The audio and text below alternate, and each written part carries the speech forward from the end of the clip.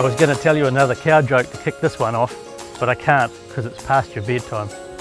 Okay, I probably deserve a kick in the shins for that one, but it's one way to move on to lameness. Lameness is a really painful condition and one that's easier to spot. A common reason for cows to go lame is when a stone on the race injures a foot. Sometimes, hooves get soft from standing in the mud, which makes it easier for feet to get injured. Long term, this is a reason why we need good races, and they shouldn't be overlooked. Here's some tips that can help you to reduce the incidence of lameness on your farm.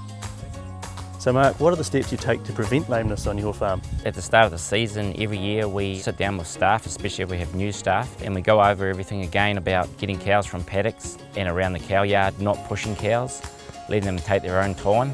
At night time, we use bat latch timers, and the cows just walk by themselves back to the shed. So what about at milking time, say in the yards? We only use the backing gate to bring up the space behind the cows to come into the shed. With the backing gate on, pushing them all the time, does a lot of damage on the concrete to their feet. And what about managing the bulls? Yeah, we leave the bulls in the paddock so the bulls don't try riding the cows up the race or on the feed pad or at the cow shed on the concrete.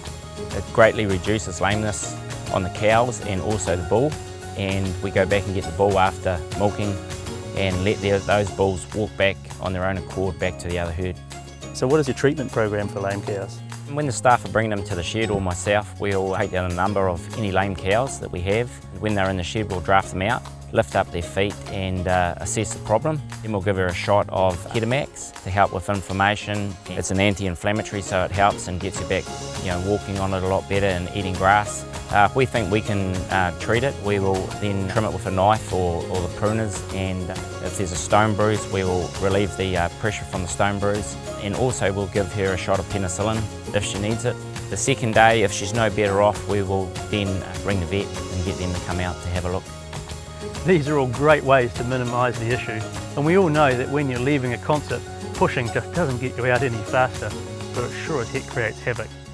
So remembering that tip when moving cows in for milking has got to be one of the smartest ways that you can take care of your herd. Watch all our videos by downloading the NZ Farmer Tips app for Apple or Android today.